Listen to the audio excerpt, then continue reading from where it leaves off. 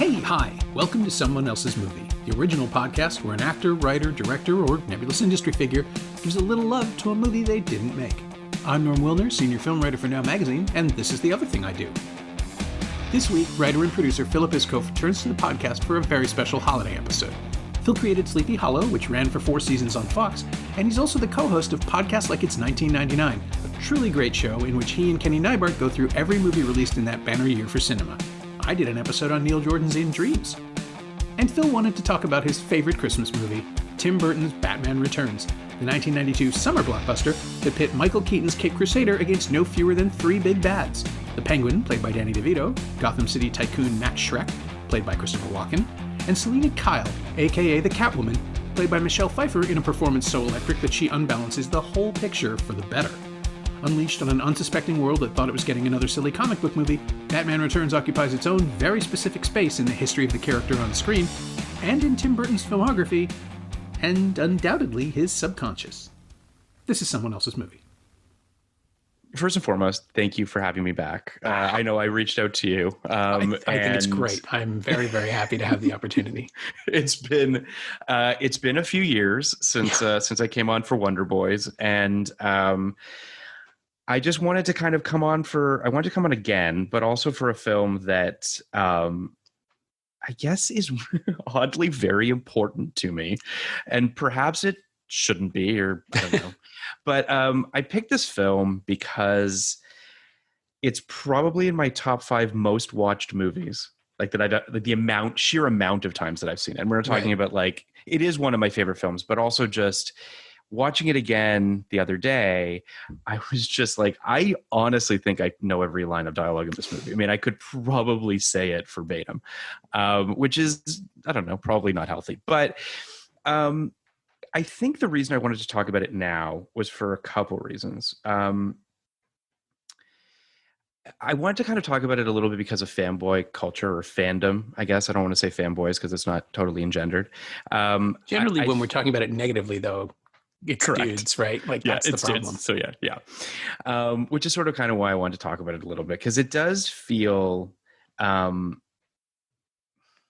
It is such an outlier. Like, this film, the fact that this is a miracle movie as far as I'm concerned, because this should not have been made. I mean, you watch this film and it's shocking. It is really shocking that Warner Brothers gave Tim Burton an excess of around probably $80 million, give or take, in 1993, which is like 150 today, or whatever you want to call it. Yeah, more than that, probably. Close to. To make what essentially is sort of like an S&M love story about mutation and hating yourself. Oh yeah. It is. And yet at the same time, I actually think it's one of the most beautiful looking movies I've ever seen. I'm just so enraptured by its look, and we'll talk about all of this in more detail. But I basically reached out to you and I was like, so I need to come back and I need to talk about something. And I sent you a list of a handful of films, and thankfully this has not been spoken of before. No, we don't get a lot of Burton on the show. It's been weird. Yeah, 300 episodes almost. And Ed Wood, I think, is the only one still. No one's picked Beetlejuice. Well, then I'm honored. Yeah. Blaze the trail. As some of you know, of your listeners might know, maybe they don't. And if they don't, they should perhaps listen to it if they're interested in hearing me talk for 3 hours about Winona Ryder. But I was just on a podcast with the great Dana Schwartz, another podcaster who's amazing. And on that, we talked about Beetlejuice and Edward Scissorhands, because obviously those are both in the Winona canon, and unquestionably 2 of her best films and 2 of Tim Burton's best films. This is definitely up there for me, and I think because it's such a blank check movie. Like, it's such a Batman was a big hit. Edward Scissorhands was kind of a hit, under the circumstances. And we weren't in a franchise culture yet. We weren't in sort of that really in that mode yet. So they just let him do whatever the fuck he wanted, and it's so crazy. Yeah. He hires the writer of Heathers and makes this movie that I'm so in love with it. I'm gonna run out of words to talk about it sometimes, but it's okay. But I really I think also I just want to kind of to pivot back a little bit to the fandom culture of it all, and I'm very curious to hear your thoughts on this, Norm, on comic book movies and how beholden you have to be to source materials. I have not read many comic books. I want to go on record and say that I'm not a big comic book person. So this isn't about me being, strapped to some sort of source material. I prefer when a filmmaker or an artist or whoever has an affinity and a love for something and respects the material enough to take a swing with it and to try to push it into new directions. Because to me, repetition is boring. I don't know why fans want the same thing over and over and over again. It really makes no sense to me. I think what it is that they want their perspective reaffirmed. Like they want their take on the character to be validated. And when they don't get it, or they think preemptively that it's not going to happen the way they did with the casting of Keaton in 88, when it was announced that he was going to be playing Batman for Burton. I mean, there were letters written and faxes and things. It was embarrassing how proprietary they felt then. And now, obviously, it's only gotten worse. But part of it seemed to be that now we have the sequel culture, the franchise culture, reboot culture that all says, give me more of the thing I like, that's the only thing that matters, is that I like this and I want there to be more. So, in a few weeks, there's going to be a prequel to One Flew Over the Cuckoo's Nest because that's necessary. And maybe it is. Like maybe it will be. I don't know, but it seems like a bad idea to me. But with Batman Returns, it was the expectation that Burton would deliver exactly the same thing that was so exciting to Warner, right? Because that thing made a whole lot of money, and that's the only thing that mattered. I'm sure it is still the only thing that matters to the studio. But at the time, it was, the Batman property is incredibly lucrative. Let's put the exact same team back together and add more Batman things. And we don't really know what that is, so we're going to let Burton do it. And we get this. But you were I know. I certainly don't want to go down a big rabbit hole on this, but I do feel like it's worth pointing at just for a quick second, which is The Last Jedi was kind of the thing that broke me a little bit. The response to it, you mean? The response to it. That was the moment when I was like, we have lost our way.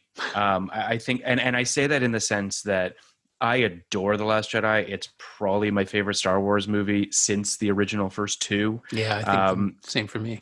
It's a tremendous piece of filmmaking on so many levels, and what we saw was twofold. We saw obviously attacks on the female characters by primarily male fanboys, or let's just say male fanboys, and there was that attack, and then there was the attack on the fact that it deviated from quote unquote canon.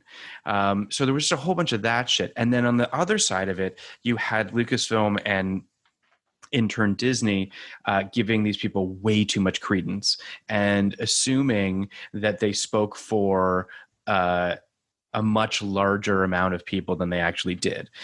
And subsequently, we see what happens with Rise of Skywalker and the fallout of that. So I want to just kind of point at it to say, like, this is the moment for me when I was like, we are off the rails now. And I think that to rewind back to Batman Returns, to a more innocent time, when we could see a comic book movie like this, which, by the way, I mean, critics didn't really love. I mean, it got kind of panned. It still did well at the box office. It had a drop off, obviously, from the previous film, and they had issues with tie-ins and stuff. But I think that when everything is said and done, this movie making as much money as it did at the time speaks to how, first of all, how bulletproof Batman was, right? Like, people were just going to go see Batman. And you don't get to a number of $400 million worldwide without people seeing it multiple times. Sure. So this was still a movie that people were like, yeah, I'll go see Danny DeVito spit bile out of his mouth for 2 hours again. Like, sure, why not? And I think that's more part of power the to them. attraction. I think people are going back to make sure that they saw what they saw, because I couldn't believe it the first time. It is not a conventional Batman movie. I mean, even after you factor in Burton's sort of circus atmosphere, which he dispenses with in the first 5 minutes, like he overloads the carnival stuff, and then the rest of it is just weirdness. But he really is so much. I know. And there's nothing wrong with it. It is, but I remember seeing it with an audience, at a preview audience, that was probably the most hyped that I'd ever seen a preview audience be for anything. Oh, wow.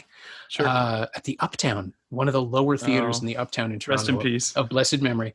And they were into it, and then they suddenly realized what it was. And I think it was, I just rewatched it the other night. I hadn't seen it in about probably 10 years, I think.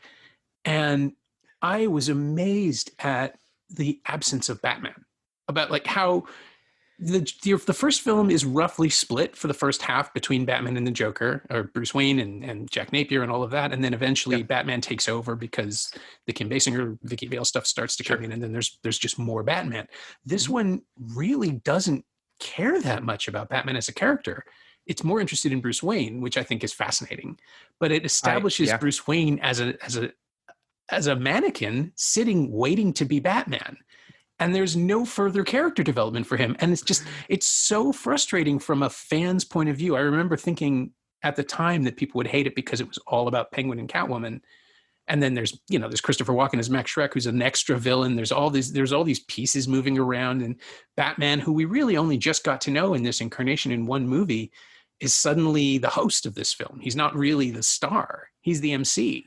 Well, and I don't have a problem with it, but it's so ballsy from a storytelling point of view. I think that I'm going to push back a little bit, because I do agree with you. I do. Because but I also think it was deeply intentional. Mm-hmm. On the commentary, Tim Burton talks a lot about how him and Keaton believe that the suit and the presence of Batman speaks volumes, and that that there should be a minimal amount of him speaking. There's a minimal amount of him because of the fact that he is, to your point, he's a sounding board. He's a thing that exists, and the presence of it is an alter ego, less so than a character. Like, sort of, and I think that I don't think you're wrong that led to a situation where he's overshadowed by the other characters, right? But I also would argue that they were kind of okay with that, and that was part of their point. Literally, there's an interview with Daniel Waters who says that Keaton slashed like half his dialogue. And then he watched the film and he was like, oh, he's right. He doesn't need to say that stuff. Like, the suit speaks volumes. So I think that, I guess my point is, the Batman scenes that I know, or the ones that leave an impression on me in this film, are basically the S&M sequences between him and Catwoman, right? Sure, which is them both in skin-tight black leather beating the shit out of each other. And the sort of kind of bantery moments that they have together, ish. And that's in my mind, Batman serves two purposes. He serves to play off of Catwoman. And then also you have that great line at the end where Penguin says, "You're just jealous that I'm a real freak and you have to wear a mask." Yeah. And Batman says, "You're probably right." Now, that just that line alone, that exists in this movie is just glorious as far as I'm concerned. Yeah. There hasn't been a level of self-awareness in Batman as a film character. I mean, I'm gonna get angry emails for this, but I think Affleck had it. He tried anyway. In Justice League, he's got that thing like, "What's your superpower? I'm really rich."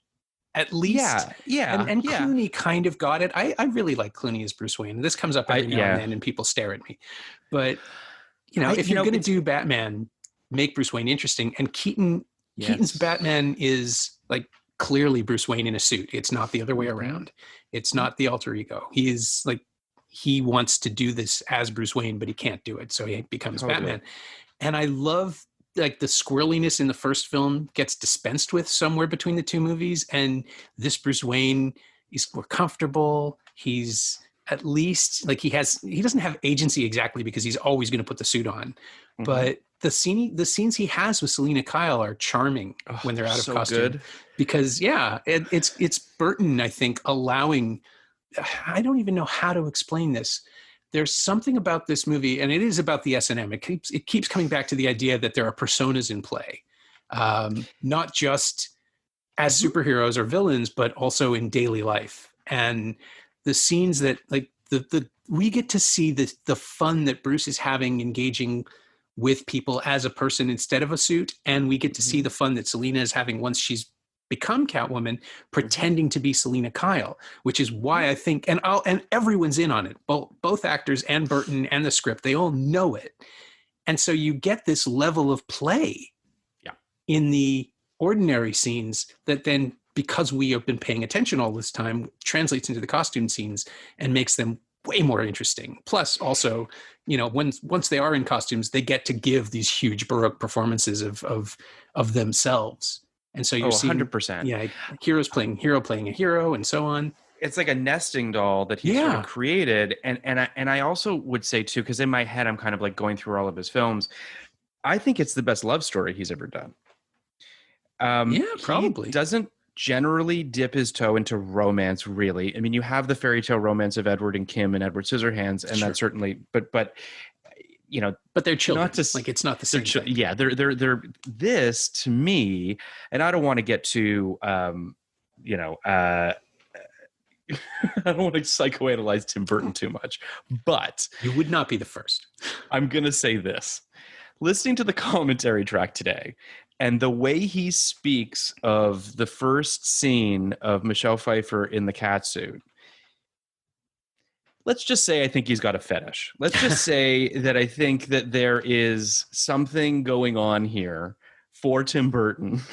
He likes buckles. He does. Working through. He likes buckles. He likes leather. Straps. He likes straps. There seems to be something there. And I think that it gives him access to tell, I think, a really kind of awesome love story between Bruce Wayne and Selina Kyle in this film that is like grounded and deep and nuanced and is performed beautifully by Michael Keaton and Michelle Pfeiffer, but also it frees Tim Burton up to be able to actually explore something that, quite frankly, he's never really done again. Yeah. And I think that that's really interesting. And yeah, I mean, that's, I'm thinking about the Selina Kyle, Bruce Wayne scene in front of that just gargantuan fireplace. Like it's like a forest fire in front of them. It's incredible. And she has that tremendous line. I have notes, so please forgive me for a second here. But I respect the notes. No, the notes are good. I love it when people have notes. She says, forgive me, it's the so-called normal guys that always let you down. Sickos don't scare me. At least they're committed. And which is just a tremendous line. And then she dives on him and kisses him. There is, you know, the power dynamic, let's be honest, the sub and the dom going on here that is really interesting that he's sort of created in this, that's playfully done. You know, they then play with the scars and having to hide the scars from each other. And it's just, you see him having real fun with human characters, which again, he doesn't do often. No. He likes the weirdos. Yeah. And I think he can only access it because he's built this entire world where they exist. Exactly. I mean, this is, it's not the most elaborately controlled film he made, I don't think, but it's the template for building a box and locking yourself in it to play with it. It's the way Terry Gilliam makes movies. He does it so he can get lost in the production design himself, so he can wander around these worlds he creates. Mm-hmm. And with this one, like, he's demanding refrigerated stages in London, and it's well, no, it was LA, but yeah. Was it LA? Oh, I thought they shot this one. The first Batman was in London. I thought they shot them both there. My mistake. No, it took up LA is an even dumber place to build refrigerated stages. It's 2/3 of the Warner Brothers lot he refrigerated, basically. It's incredible. I mean, I think there's also something too on the edging of it all that they're doing in this movie that Bruce and Selina in particular seem to be doing, which is that their foreplay feels like fighting. I mean, it literally comes up, right? Like, does this mean we have to start fighting now? Which is my favorite line in the movie. It's well, that's one of the best scenes in the movie. Yeah, absolutely.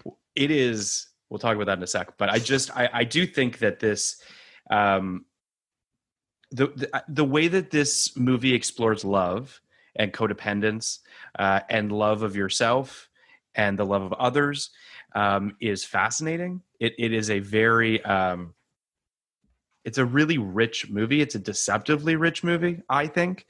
And all of this is baked inside a Batman movie. Like it's why, like, to deviate for a quick second, I get the Nolan movies. I really do. I love them. I think The Dark Knight and Batman Begins are phenomenal. I think Dark Knight Rises is good, not great, but it's good. It's puffy. It pushes up against the limits of what Nolan is doing with Batman, right? Like if you're treating him as a human being who uses technology, and is, you know, the ninja stuff, it's fun, but that's the absolute limit of what you can push it to. Yes. And then when you introduce Bane and you start to push it into city dominating, you know, the government is staying out of Gotham City. It's like, okay, you're in a comic book now. You cannot not be in a comic book.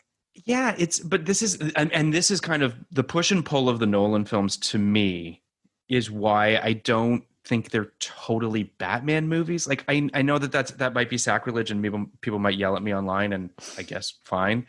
But like, to me, Chris Nolan is a brilliant filmmaker. And it feels to me as though he doesn't really love Batman. Like he's like, well, listen, I can talk about vigilantism and I can talk about class warfare, and I can bake some really interesting ideas into it and use Batman in that way. But like, you can just see it in the way that he's just like, well, it can't be silly. There's no silliness allowed in mine. And you're like, well, okay, but then like, what are we really doing here? So to me, that's why like Batman Returns is my favorite, because it's so unbridled. And yet at the same time, it's clear that Burton loves how fucked up these people are. Yeah. I mean, he literally talks about this idea of he didn't want to do the second one. He wasn't interested in doing it.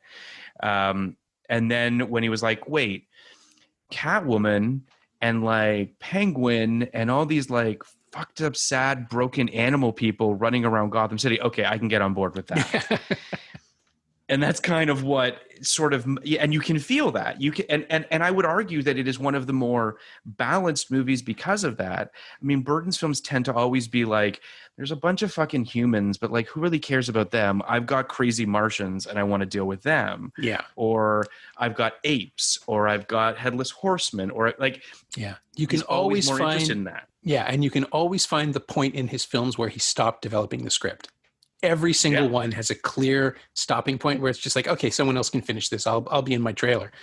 And Batman Returns doesn't have it. Edward Scissorhands doesn't have it. Ed Wood was like right around this point is where he's fully into it. He's committed to everything. Batman, the original, there's a moment where maybe he kind of let Sam Hamm's stuff stick around. Yes. But and studio involvement, which I imagine was exactly. He couldn't push back. Big, but in these early films, like his first run of features is what you get when he doesn't give up and just stays with it. And it's he has a run. And they did him on Blank Check, which I love, and Griffin is a big Tim Burton fan as well, which was great. But when you get outside this run, it gets spotty. But the Pee-wee's Big Adventure through Ed Wood is basically a run of 7 movies that are all, I would argue, kind of perfect. Like in a Tim Burton vacuum, they're the best he would ever do. And he has a couple after that I like, but it gets spotty, obviously. Yeah. I think it wasn't until Sweeney Todd that he got a story that he couldn't crack, right? Like he couldn't break it because it was already there. Yes. And that's the one that I come back to in late period where I'm like, oh yeah, he's like, this plays to his strengths and none of his weaknesses. And it's pleasurable to watch him still have his arsenal at his disposal. But yeah, Batman Returns is the one where I like Dumbo a little bit, if I'm being honest. That's the one I haven't seen. I was out of town when they screened it, and I never caught up. It's a Batman Returns reunion with Michael Keaton and Danny DeVito. Sure. I really wish that Michelle Pfeiffer had been the Ava Green character, because then it would have been the trifecta back together. But you should. I would be curious to hear your thoughts on Dumbo. Dumbo's a much better movie than you would expect. Okay, I am curious, but at the same time, I saw the trailer and I'm like, oh, I don't like that elephant. I don't think that looks right. It's a sad, sad elephant. It's the saddest elephant you've ever seen in your life. I don't want that. I want Dumbo to have joy. But it wouldn't be a Tim Burton movie if the fucking elephant didn't make you want to cry all the time. That's fair. But I also just sort of I we need to take a second here, and I need to fawn all over the Catwoman character for a second here, because I really believe, first and foremost, top 3 Michelle Pfeiffer performances ever.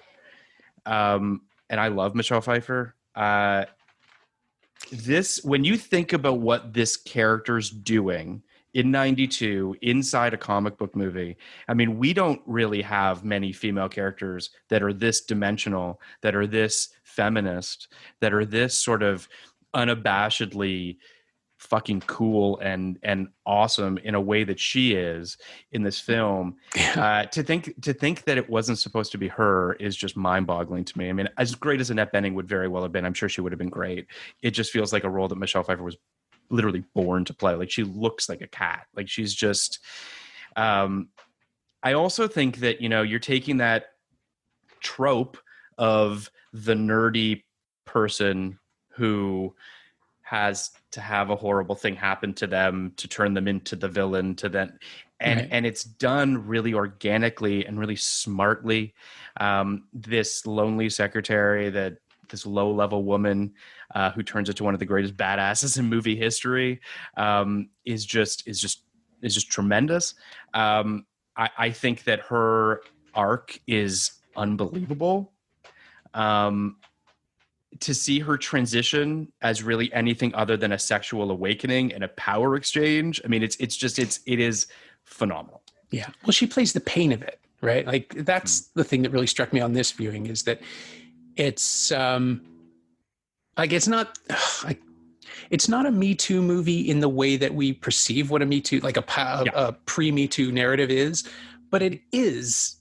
It hits all those beats, and it doesn't pretend they're not happening. Or the whole point of Catwoman is that she refuses to let anyone off the hook for their assumptions and their aggression towards her. And the way Selena Kyle plays that first scene with Shrek, with the way Pfeiffer and Walken negotiate the physical space when he kills her, is really upsetting. I mean, I remember thinking it was intense in 92, and then I came back and thought, oh no, it's actually like she's terrified and then relaxed, vicious, and then brutal. He kills her. Yeah. And he does something right before he kills her. Yeah. Which is he leans in and he looks like he's going to kiss her. Yeah. Yeah. And then he goes, and she's like, what? And he makes her laugh, and then he pushes her out a fucking window. Like, it is. I mean, that scene, first of all, the gothic underlighting of that whole scene, which also has this beautiful moment, which I don't know if you noticed, that the shape of, first of all, those sad glasses that she's wearing that are literally shaped like a sad clown, that with the light shining up creates a shadow on her face that looks like the Catwoman mask. Yeah, like a mask, which is just amazing. And then, which was apparently, per Tim Burton, a complete, like, mistake. They didn't even mean for it to happen, and it happened, and they're like, great, what a happy accident. The DP knew. They knew. He might have. I'm sure he did. Yeah. By the way, Stefan Chapsky's photography in this movie, I mean, my God. But that scene, that underlighting, I also want to say too, I don't know if this was, necessity is the mother of invention, but the stages are quite claustrophobic. Rooms feel very small. It always kind of feels like the walls are closing in on everybody to a certain degree. I mean, obviously Wayne Manor is, expansive and all that, but that scene is so tight and shot so tight. She's trapped in a box. She can't get out of it. It's tremendous. And then you have, the greatest birth of a villain ever, in the sense of her being pushed at a window, and then that bird's eye shot of her, and then the cats and the eyes. It's the fucking best. I'm sorry. It's the best. Well, it's the comic book format, right? Like, it liberates filmmakers to go into, to like embrace trope and just turn it into, you're not even watching film, you're watching a montage, you're watching storyboards come to life in the way the comic book panels would. And, Ang Lee does his thing with the sliding screens and the panels in the Hulk, and that just makes you think, oh, that's too on the nose. You can actually do it without doing it, which is what Burton does 2 or 3 times in this film. There are just these great little sequences. I mean, the opening scene, or the title sequence of like the sort of the birth of the penguin, no dialogue, just beautiful, strange Dutch angles for the, like, pretty much all Dutch angles, and then they go away for a while in the movie, which is sort of a nice touch as well. But it creates this storybook sense, like you're paging through a big hardcover book of images, and somehow also the Batman theme is playing, which doesn't make any sense, but it works, right? Because it's telling you what the world is. And I don't think neither Batman nor Bruce Wayne speaks a word for the first third of the film, right? He shows up, he punches some people, he stares at Selina Kyle and then leaves.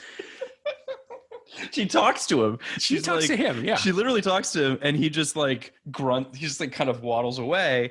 It's just I mean, there's so much to unpack for me, but I'll just say that opening, you get Pee Wee Herman, first shot of the film, you're in a Tim Burton movie because he gives Paul Rubens a small part. But and this was post-Scandal, right? Wasn't it the whole thing of he was giving his friend a shot in a big blockbuster movie that then couldn't be taken away from him? Which is sort of sadly, can you imagine a scandal now based on a person who masturbates in a movie theater? Yeah. Anyway. Fred Willard just walked away from it. You're just like, I'm not even gonna. I'm not. Yeah, exactly. Yeah. But they have a penguin baby, which we don't see. Although there is a penguin cat moment, which is great, which is obviously a sign of what's to come. But they then throw their baby in the fucking sewers. This is in the first 5 minutes of this movie. Yeah, it's a reverse Moses. I think that was how it was pitched. Yeah, well, but the bassinet is designed to look like bulrushes. Like it's clearly thought about. So good. And it's just, they throw their infant into it. Their mutant infant fairly. They throw their mutant infant into the sewers. You have just a moment where his cry and his squawk kind of bleed into one as he goes into the sewer. And then this majestic sewer system that looks like it's something out of I don't know what, but it's gorgeous. And Danny Elfman talks about how that's actually his favorite musical passage in the film, is what's playing as the penguin is essentially being birthed into Arctic world in Gotham Zoo. But all that stuff's really great.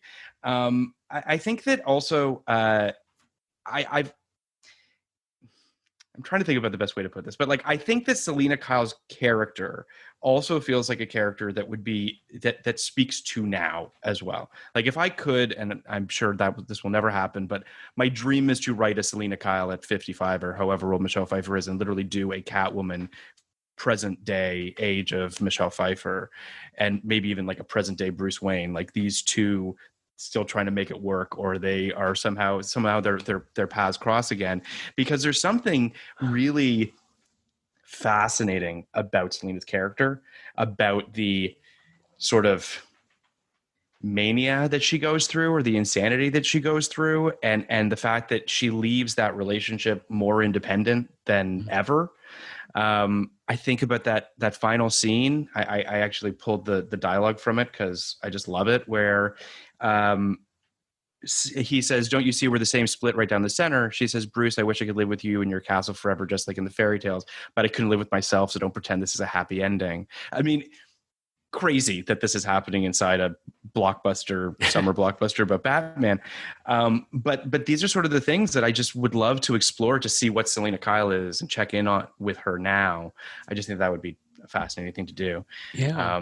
She speaks to the moment. Well, she speaks to the moment, and she predates the moment, right? So she would basically be the godmother to an entire generation of people, of women mostly, but also some men. But she would be, fuck yeah! Oh my God, there's something there. Yeah. But I do think that all of this speaks to the depth that not just the writing, but the performances and the direction and what is brought to the Bruce Wayne Selina Kyle relationship is just.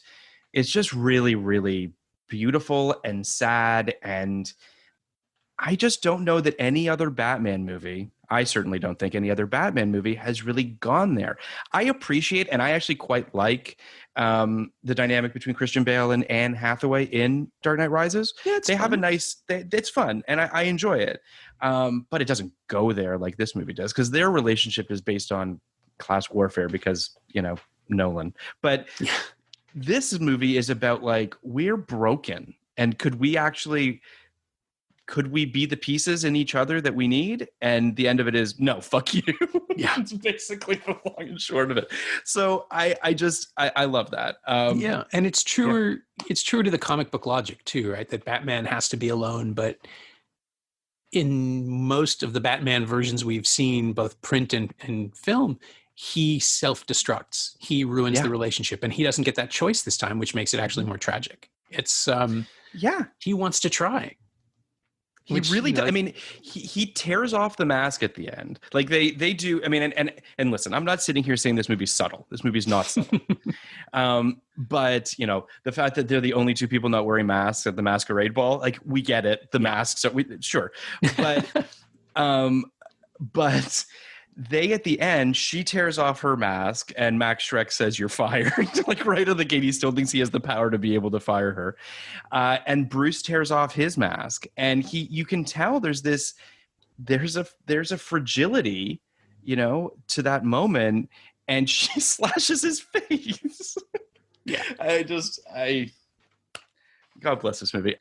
So I want to talk about the Penguin for a second here. Yeah, well, the Penguin and Max Schreck too, because they are sort of introduced in tandem, are the easier characters to dismiss as comic booky because they are, right? Like the Penguin is Danny DeVito just having so much fun in a grotesque circumstance, and Walken is also having, I think, the time of his life, just doing whatever the hell he wants, because he's right at that point in his stardom now where after King of New York and it's been like 15 years of his style building up, and everybody's like, oh, well, of course Tim Burton's going to put Christopher Walken in a Batman movie. And then he really just has the best time with it. Plus, and this is the detail that no one ever talks about, I have to give so much credit to Andrew Brynjarski as as Chip, as his son, because he just made the commitment to do the same voice, and it is so goddamn funny. They are both having fun. They could not look more dissimilar, which is kind of part of the point, which is the fun of it. Yeah, and now he looks like Eric Trump, which is even better. Like speaking of blonde and dopey. There's a lot of Trump in Penguin and in Max Schreck. I mean, these two guys are essentially a blend of Trump. You can't not see it. It's amazing. You can't not see it. But what I do think is interesting about the Penguin, and I would argue, I think he is the most tragic Batman villain. Because in these movies, absolutely. In this franchise, for sure. Yeah. Because there is this... it's not his fault. Yeah. Like all these other villains for in one way or another, they're in control of their own destiny to some degree or another. Or the situation is so silly, like fucking Schwarzenegger falling in a big cold pool of water, I guess. Sure. Science. It was science. It was science. But this to me is just... He just wants to be loved. Like it's so sad, and like mixed into that is this just truly repulsive horniness that they've injected into it because it's Danny DeVito. So, and I'm not passing judgment on Danny DeVito, but it does feel like he plays a lot of horny characters. But well, I think he knows how incongruous it is, and it's funny. Like it's just a comic beat he can lean into. But it's so gross in this movie. Like it's so gross in this movie. Oh, the scene when Max lures him into the campaign office with the fish, and he's eating the fish, just raw fish, which, by the way, Danny DeVito did do. God bless him. And he's got these weird flippers for hands, and he's just so disgusting. And then he bites a guy's nose. There's the great line of, well, it could be worse. My nose could be gushing blood. And he bites this guy's nose. So he's now got blood dripping down his face. And he's looking at, is it Jen Hooks? Who's the actress who plays? I think it might be, but I could be wrong. It could well be. But either way, he's looking at an attractive woman and he's leering at her. And it's just so repulsive when he talks about his French flipper trick. Yes. And you're just like, I just don't want any part of this. I don't know who this was written for. I don't know why this is happening. And yet it's glorious. Yeah. Well, it works because of the world that Burton has built, right? Like he's trusting the actor to find the tone, but DeVito, you can actually watch him wrestle the tone away from the movie here and there and just do whatever he wants with it. And that's the thing, the double act that he and Walken construct over this sort of mutual repulsion. Like each one thinks he's using the other, and they're both right. And they keep underestimating each other, but they're also overestimating themselves. And there's a moment where I think Walken at one point just looks at him with this sort of bemused smile like a parent. And then there's another moment later where DeVito just sort of rolls his eyes at something else that Shrek says. And their height differential, it all plays together. And almost to the point where if they were the villains without a Catwoman in the film at all, it could still work. Like it would be sillier. It would be a sillier Batman, and it would lack the grounding that the Bruce Selina relationship has. But that feels like Batman from the 60s, which was the thing that everyone complained that the first Batman movie didn't have, right? So, or just a grosser version of the first Batman movie. Like, for all intents and purposes, Jack Nicholson is also playing for the cheap seats, right? Like he's just doing a different routine. And Warner Brothers wasn't interested in making that gross a movie back in 89 or whenever 89, 90. This movie, however, there is a world where you, to your point, you expand Penguin, you make him your big villain, you have Max as sort of his underling or whatever, and they're sort of your co-villains, and you go even broader perhaps with the performance from DeVito. Like you let it go a little bit zanier. Yeah, and but you use it to undercut the sadness too. Like the thing I think that resonates about DeVito's performance is that there is the self-loathing as well as just the general loathing. Like he knows what he looks like, and he knows, like, almost on a genetic level how aberrant he is. And it should, in this other movie, without the Catwoman subplot, it would build the kinship between him and Batman, neither of whom has asked for the life that they live, right? Both of them are defined by tragedy. Both of them are defined by parental abandonment, though for completely different reasons. Yeah. And then one of them just decided, because he has this immense privilege, to go and be Batman, and this other rejected human child had to grow up among animals and has no social graces, and none, like, they don't belong in each other's worlds, which is why the image of the penguin in the tuxedo is always the most incongruous and strange thing. And it's all there, but the movie doesn't have time for it, which I find fascinating. It's just like, there's a movie, you could just follow him, and there's a whole other story, and it's somehow not a flaw. Yeah, they touch on it from time to time, but I agree with you. They don't go as far with it. I would argue that the moments that actually speak to what you're talking about, that sort of that well of sadness that exists in the Penguin's character, which is very much there, there's one shot that I fucking love, which is the scene before Walken walks him into the campaign thing. He goes up to his office, and it's just these weirdly kind of like ramshackle blinds, and there's this beam in the way, and the penguin just kind of leans over to the side, and you see him, and he's just sadly writing with his monocle. Just like, there's just a sadness to him whenever he's alone. Whenever he's, let's be honest, writing his list of children to steal, that you're just like, this guy is not, like, he's been waiting. He's been brewing. He's been building up his arsenal of blackmail against Max Schreck and finding ways to, as he says, reemerge to teach Gotham a fucking lesson. I love the idea that, like, he's using Gotham's garbage against them. Like, the idea that Penguin and Max Schreck, both similar to Trump, if we're being honest, understand people's base hatreds and their base animal instincts and plays people off of that is tremendous. Yeah, it's the stuff of, I mean, I hesitate to say literature, but it is like, it's Tom Wolfe-y, weirdly enough. Yeah. Like, it's just this understanding. This is only a couple of years after the Bonfire of the Vanities, and it's still in the air. And this is the class warfare stuff that the Burton films, just because they don't really, there's like the skells of the first movie, the criminals who just wander around, and then the nice people. The film, like, this Gotham doesn't really have a middle class. There's either or. But this is the one movie that sort of touches on the middle ground and how there's a struggle being fought for the city that wasn't happening the first time because the Joker was just too busy pandering to people or trying to poison them.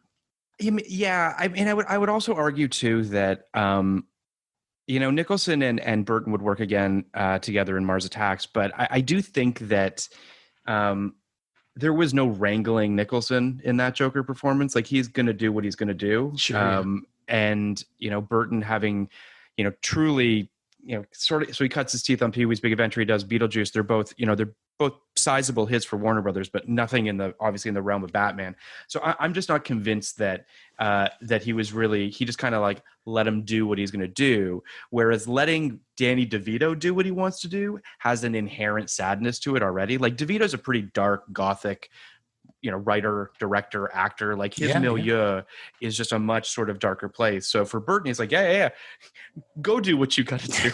It's all gonna be great, I'm sure. Just as long as you're oozing black shit out of your mouth, it'll be great. It's one of those things where you can't really figure out who brought the bile. Was it like, did DeVito bring it with him from home, or was it Burton's idea, or did it just come up on the day? Because it works. It is so repulsive, but it also plays to, and DeVito plays it rather as oblivious, which I think is great, because he knows what he looks like, but I don't know that he knows moment to moment what he's doing. He doesn't have any he's not self-conscious. He's self-aware.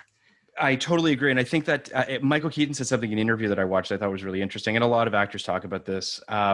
He was jealous that Danny DeVito got to hide under, 20 pounds of makeup. Right. Because as an actor, the freedom there to be like, well, I mean, whatever, I'm a fucking penguin person. Like I can just do whatever the hell I need to do. And I can hide behind that makeup. I agree with you 100%. And I think that Danny DeVito has said as much, where he's just like, he was in character the whole time. People wouldn't talk to him on set. He was just like, no one wanted to be around him. He was just this truly repulsive thing. It's crazy. I think also Keaton says something really funny in one of the interviews that I really appreciated, which he said, I almost wanted to warn them before we started shooting, but then I just got so much joy out of watching them have their minds blown by what they were a part of. He's like, once a week I would find myself looking around and being like, this is absurd. Like, look at what we're doing right now.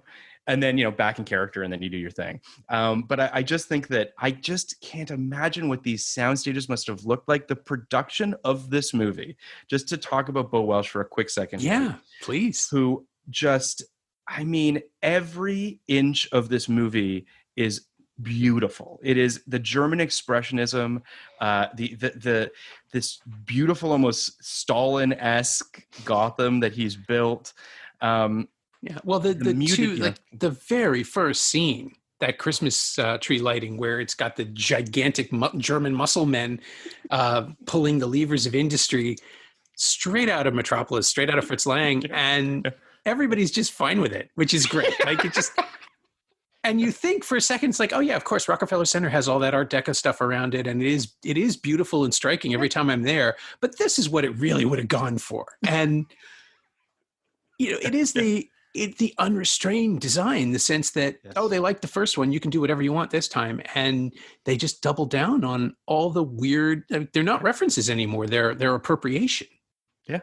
There is a no holds barred kind of component to this thing, which is why, I would argue that this is Tim Burton at his most unabashedly Tim Burton. Yeah. This is him without any guardrails, and I don't even hold this against him because it wasn't really even a thing at the time. He didn't know about movie fucking tie-ins. He didn't know about McDonald's ads. Like he was just like, I'm making my Batman movie. I'm making the Batman movie that I've always wanted to make.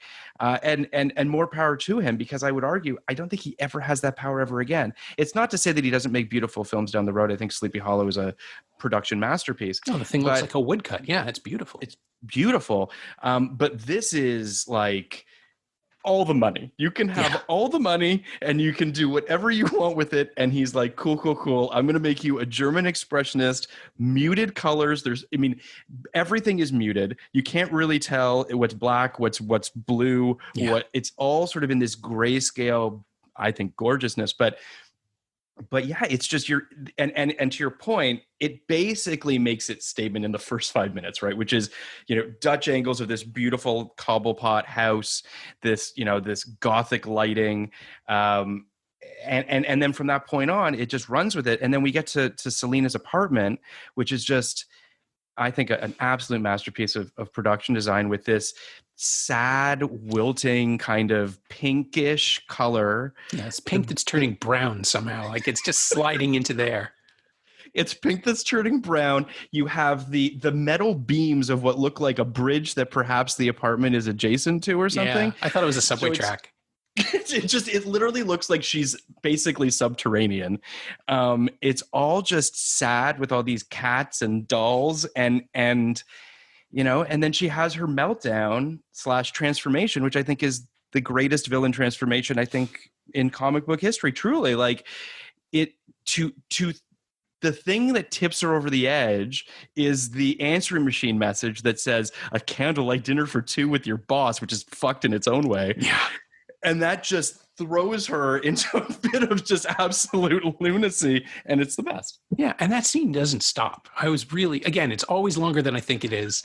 And she doesn't play the comedy of it at all. Like the music is kind of trying to be a little hyper, but she is playing rage and pain and anguish, and it's just like this time through, I think was just when it all was like, oh shit, what would it have been like to do that then? Oh my God. At the time it felt cartoony, and now it just feels real. Which, I mean, that's terrifying in its own way. That says more about me, I think, than it does about the movie, which is very sad. And the world that we live in right now. But let's go with that. But I do think, not to keep referencing the commentary track, but which if I'm being completely frank, you don't need to listen to the commentary track. Tim Burton's commentary tracks are not great. Yeah, I haven't listened to one in a very long time. He doesn't. It's just not very insightful. He doesn't. He's just sort of. Have you ever? Not his thing. Yeah. Have you ever actually met him or talked to him? I would love to, but no. Yeah, he came to Toronto when TIFF did his exhibition. And he did a sort of onstage thing for the press. There was a bunch of us in one of the theaters in the Lightbox, and we all got to ask one question each. And at no point was there, I don't even remember what I asked him, but I know the answer was meaningless. It was really just like, it was an aesthetic question about the it's black and white stripes all the way down. There's really nothing else you can say about his stuff. Aesthetic, like his aesthetic vision. And it's not a negative, because he does the most with that stuff that anyone can, but he really only likes what he likes. And he doesn't know why. Like, he doesn't understand what motivates him, which is fascinating to watch him work it out in Batman Returns, because he's on a frequency here. He's in tune with something, but he's unwilling to investigate it. I wonder, and I have nothing to base this on, so I'm just talking out of my ass a little bit, but there are certain filmmakers, and I'm sure that you've interviewed them, where they're on fire on set. When there isn't a camera on them, when there isn't people looking at them, when it's not necessary for them to do a dance. Right. And there's just some filmmakers that can't articulate themselves, that don't like to be on camera. Every press kit that I've seen interview with him and his commentary tracks, he just feels like he doesn't have the words in that circumstance. Mm-hmm. I can't imagine that you can make these movies. Like, think about making Beetlejuice without having some semblance of an idea as to what the fuck is going on, because that movie kind of makes no sense, as much as I love it. So there's a part of me that's just like, that likes to think, and maybe this is just me being naive, that when he's directing Michelle Pfeiffer in this scene and on the commentary, he says, we did only a couple takes. Like, she was locked in. She knew what it was. It's possible, too, that if you build a snow globe that's big enough and you have enough people walking around in it, they're like, I think I get this frequency. I know what I'm supposed to be doing here. Yeah. No, I think he's an amazing collaborator. I mean, everyone seems to say the same thing. He's fun to work with. He listens. Of course he listens. He doesn't talk, but he's absorbing. And I just, in telling that TIFF story, I just realized I'd completely forgotten that I did the Dark Shadows junket, but I've totally forgotten that entire movie. Like, Depp was there. That movie is very important to me in a weird way. I don't love it. Yeah. And I'll say this very briefly. And I think I said it on the Winona Ryder podcast as well. But when I was coming up with the idea for Sleepy Hollow, I knew I wanted to do something with Sleepy Hollow. The trailer for Dark Shadows dropped. Okay. And in that trailer, you have Johnny Depp being put to sleep by a witch and waking up 20 years later. So in a lot of ways, that kind of was a big sort of like aha moment for me, where I was able to take pieces of that and blend it in with what I wanted to do with Sleepy Hollow, and it all kind of came. So I have a place in my heart for that movie, which is admittedly a mess. Yeah, it's like, Depp at the time seemed very proud. He was very proud that the whole thing came up because he and Burton were sitting around a house together talking about what it would be like to play a vampire, and that's how he pronounced it every time. And that I had these little finger extensions made, and then I realized there's a whole character there. It's like, okay, but not a movie. Listen. But Dark Shadows was available as a property, and that gave them the excuse, right? Everybody got something they wanted, and that's except for Warner Brothers. Yeah, that's true. But that's like late period Burton is that now, because I think he really doesn't have anything that he cares about that much. I was going to say I don't think he has anything left to say. I don't know that that's true, but I think he does. I like to believe as a fan that he's got, maybe one more really, really good one in him, one or two more. I'll say this though. The worst thing to happen to him was Alice in Wonderland, because it was so gargantuanly successful and is a terrible movie. Yeah.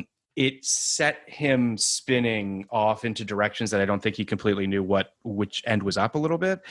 Plus also, I think he was like, maybe in the process of getting divorced, or I don't know. It was lots of stuff going on in his life, but I do think that just to pivot back to Batman Returns for a second. Sure.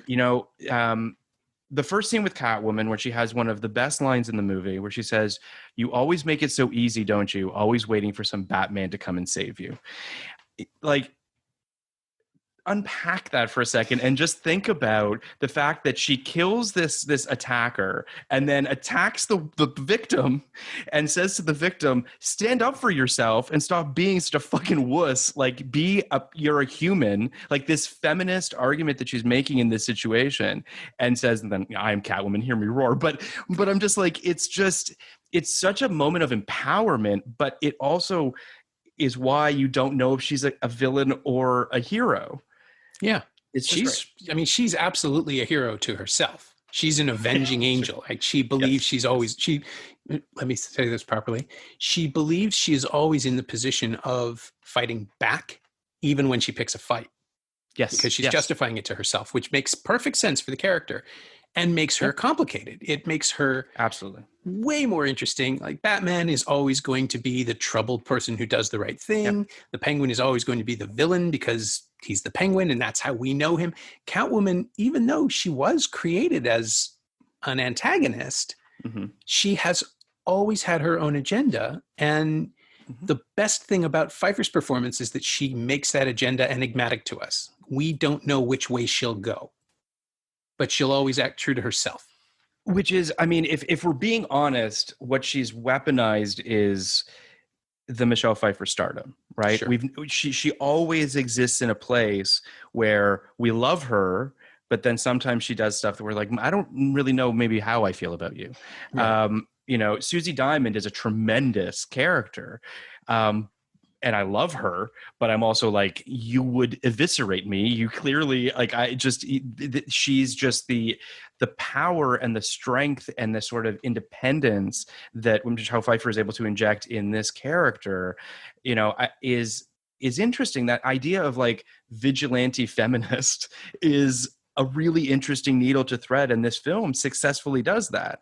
I don't think that when I say she's attacking the victim, I don't mean that in the sense of to demean victimhood or anything like that. No, but she has no patience for her, right? Like, she just dismisses. Yeah.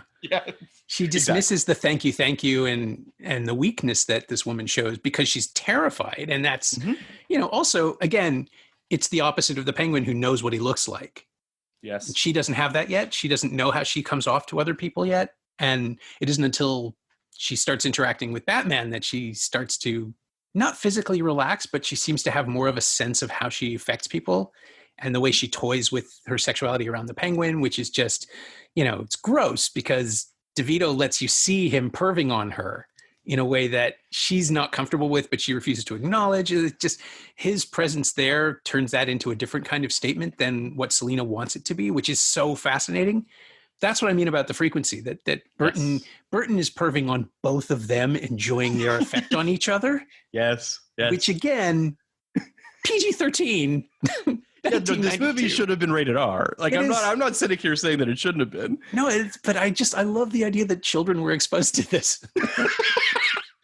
I do too. I remember being a child exposed to this at 12 and just being like, I don't get what I'm watching. And then slowly but surely, I watched it so many times. And that's sort of, I mean, you asked in the very beginning, you asked why this movie. And that is one of the major reasons, which is that I look at this film and watching it again, I'm just like, fuck, like this thing's such a weird touchstone for me. Like it's seeped into my veins, and I just love it. I love everything you're talking about with Selina and Catwoman, and how she feeds off of Bruce Wayne, how she feeds off of Batman, how she feeds off of Penguin and Max Schreck. Like all of them are giving her different things that she's feeding off of, and they're empowering her in their, if we're being honest, ineptitude of being functional men or women or people in this world. It's just it's really fascinating. I love the register of her voice when she talks as Catwoman. She gets like deep and growly, and it's just the best. I love post Catwoman Selina's hair, where she's just like full on Cruella de Vil, basically. It's just it really is wonderful. There's a line also that I just wanted to highlight here, where Alfred says to Bruce Wayne, "Must you be the only lonely man beast in town?" when he's talking about Penguin, which is just like, fuck this movie, man. I love it so much. But yeah, I mean, listen, I could go on and on and on, but I just want to get to the end. Sure. And or tee up the end a little bit and talk about the Masquerade Ball. They get to the Masquerade Ball where Susie and the Banshees are playing. I mean, sure. Obviously. Why not? Because and Bruce has an interaction with Max Schreck, and he basically says, like, thanks for almost destroying Gotham with the Penguin. That was really shitty of you. And Max says, I am the light of the city, and I am its mean, twisted soul.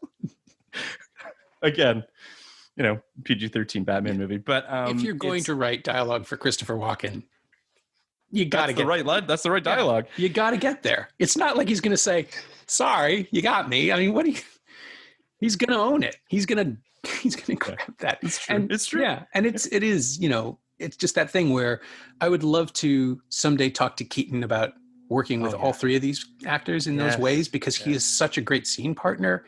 And given that Batman is supposed to be impenetrable and that Bruce Wayne in a large part is inaccessible, watching what he does in the time he has, even though he's not the lead of his own movie, is so fascinating. And again, now that he's become, he's entered the Bill Murray phase of his career, I guess, and everyone just loves him to show up, do whatever, will, be the working class villain of a Spider-Man movie. It all just, it works. It doesn't, he's great. He's great at all of it.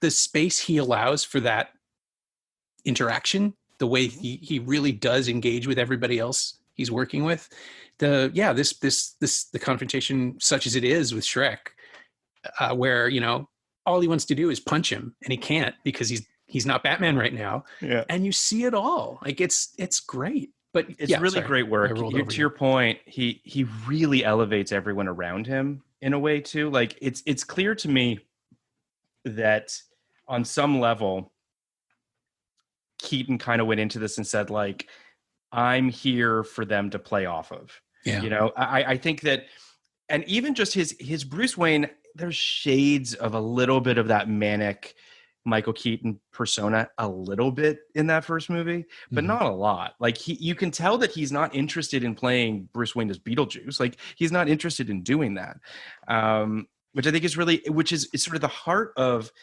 as I said earlier, one of my favorite scenes in the movie, maybe the best scene in the movie, where they're at the Masquerade Ball, and he says something about so no hard feelings, and she says semi-hard, I'd say. Again, PG-13. Yeah. And then he says, why'd you come? And she says, you first. He says, for you. And she's like, I came for Max. And he misinterprets it, whatever. She pulls out a gun, and it's clear that like she's going to kill Max at this masquerade party. And she's unraveling. Another thing I love is that her costume starts to fall apart, like her sanity is just amazing. But she pulls out the gun. He wrestles the gun from her, whatever. And he says, who do you think you are? And she starts to laugh. She's like, I don't know anymore. They kiss. She looks up. She sees the mistletoe. She says, mistletoe can be dangerous if you eat it. He says, a kiss can be even deadlier if you mean it. And there's just one single tear that he wipes away real quick. He pulls her close to him. Like, it's just a perfect, the energy in that scene, the crackling, her flash, the fear, the moment of realization. It's just all great. Yeah. And you don't see this in Batman movies. Yeah. No one does this. He's never allowed to express himself as a character. Like, Bruce Wayne's not allowed to be happy. He can't be fulfilled. That's why everybody rejected Batman and Robin, because he didn't have a conflict.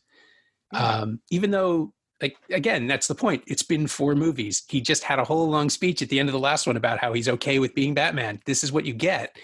And I mean, I'm not going to defend Batman and Robin as a film, but certainly the emotional arcs are fulfilled. Yeah. But this is the point where, yeah, it's almost unsettling to watch Bruce Wayne / Batman be needy. Like, to want something more than someone else does. And then to be rejected ultimately is genuinely tragic, which is the real emotional climax of this. Is not that, is not that he gets what he wants. It's that he realizes she had the final, what he wants. Yeah, because someone else said no. Like, she had the final say. Yep. It's, I mean, and again, not to belabor the point, but the female empowerment of that, this idea of the control of her own destiny that she has, cannot be understated.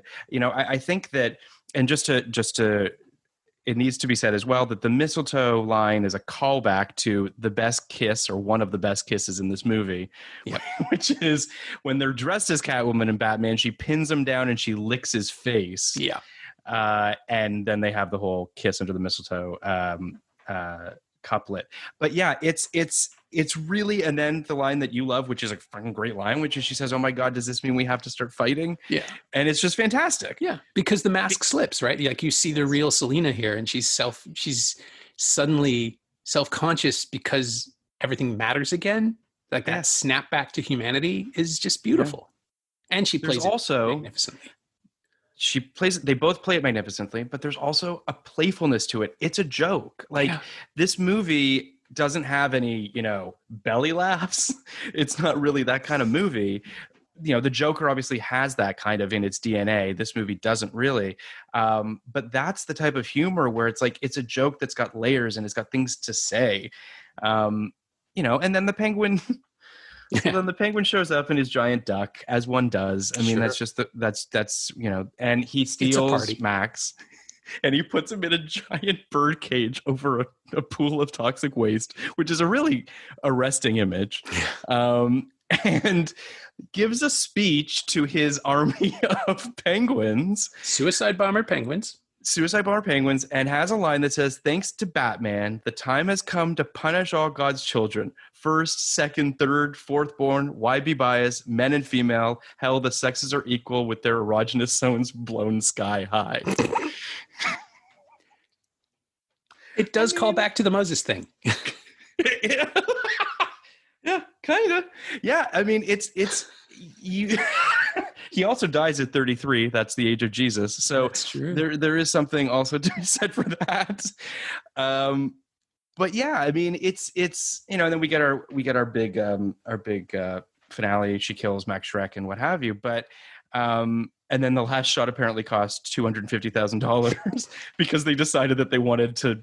Warner Brothers did test screenings and they wanted more Catwoman. So that person that bobs up at the end is a body double. It's not even Michelle Pfeiffer. Right?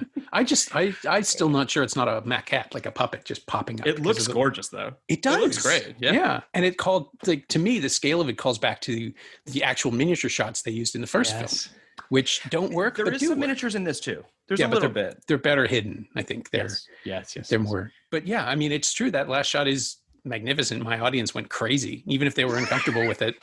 Up until that point, they went crazy at that ending. It's great. Apparently, Daniel Waters in the original script wanted the bat signal to flicker because the power plant and the whole like Max Schreck thing, and that Gotham was now low on power. But Warner Brothers was like, dude, that's a thinker. And I don't know that that's, but I just, again, like, to me, these are like just that little thing that I just told you encapsulates everything that I think this movie is doing, which is the opposite of what you would think a studio tentpole franchise Batman movie would do, and that's why it's really special. And I don't mean to overtalk. I'm sure I'm over my length or whatever, but there's no limit. But I can't overstate enough how bold this movie is, how fascinating it is, and how thoughtful it is. And I think that, these are not words that generally are associated with Tim Burton. I think that, the bloom is off the rose for a lot of people with him, and he's not the filmmaker that he used to be. And I get that. But in the age that we live in now, where there are more comic book movies than we know what to do with, you watch this and you're like, this is crazy. And it's amazing that they got to make this. Yeah, I was trying to explain it to somebody the other day when they heard I was doing an episode. I was like, well, basically it's the Ragnarok of its day. It's just the only thing that's different about it is that it's precedented by Tim Burton having already made Batman. It's just like this wasn't his first stab at it, but it's the first one where, as you say, he has no concern about what anyone else is going to do to it. Right. And so he just runs wild. I think Ragnarok is a really interesting comparison, because I think that I would argue that Beetlejuice is closer to Ragnarok than this is. Sure. I think that and I love Ragnarok, and I think that Taika is a genius. But Taika also is funny, right? Like there's a quirkiness and a kookiness to him, and it's all kind of like, you might not get the joke, but you're like, there's a joke there, and I think I'm gonna laugh because everyone else in the theater is laughing, and there's sort of that kind of vibe. Whereas this movie it's no holds barred, to your point, and someone's been let off the chain to do what they want to do, similar to like, say, a Guardians Volume 2, where like James Gunn is let off the chain to do basically whatever he wants to do in that film, and makes a great film for it. But I just I watching it again the other day, I was just really hit with the beauty of it and the layers of it and the deceptively simple Batman-ishness of it that I think is just is unfortunate. Well, I'll stop talking now. No. We can appreciate it now for what it is. I think like the years have been really kind to it, even though it hasn't changed. It's always been like the strangest one of the four, of the early Batman movies, and it's the one that for some reason Warner tried very hard not to replicate. But it is, I think you're right. I think it's the best and purest iteration of this concept. If you're going to make a Batman movie with the language of the time, this is the one that really does engage with everything about Batman and the world that he occupies. And oh man, yeah, Catwoman should have come back. I mean, it wouldn't have worked without. I think it wouldn't have worked without Keaton. They talked about it. There was, I mean, there were actual conversations between Burton and her about doing a Catwoman movie. Oh, a standalone. But the problem ultimately was that they were just like, get the fuck away from our franchise. Like, we don't want you touching this anymore. I mean, another thing that just occurred to me as you were talking that I think is worth also stating too is the builds. Today, this would just be a green screen room. You know, this level of production design, of set building, of tactile sets would never happen again. So, anyway. I wonder if it would be less expensive though than like what we think of as a conventional superhero movie. They usually run like $150 million. And maybe a handmade Batman is what we need. First of all, I wonder the same thing as to whether or not it would be cheaper or which one is more expensive. I also don't ultimately know what is more time consuming, because when you think about the time that it takes for these FX artists to build all these, you know, these various digital landscapes and what have you, I don't know. It's a very good question. My guess is someone has crunched those numbers and has come out on the side of it's easier to do it inside a green screen room. I think that I've said this before, and this is generational. I imagine. I'm sure that that the generation after me and doesn't care about this stuff. I'm sure you do, though. When something is tactile and when something is actually in the universe and these actors are interacting with it, you can't put a price on that. It is a living thing that exists in that space, and it's a bummer that we don't do that enough.